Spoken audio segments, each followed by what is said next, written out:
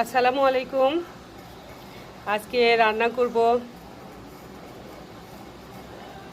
এই ওলটা। আমরা ওল বলি এটাকে, আপনারা কি বলেন জানাবেন। একটাই হয়েছে 6 কেজি ওজনের, আমি এখান থেকে অল্প রাখছি।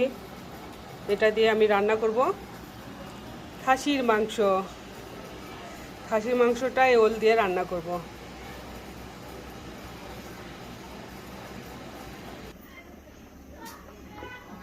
ওলটা কাটা হয়ে গেছে, কাটার পরে কেমন জানি কালার দুই রকমের, লাল একটা বেগুনি কালার, একটা ক্রিম কালার, আর হলো একটু লাল লাল হয়ে গেছে।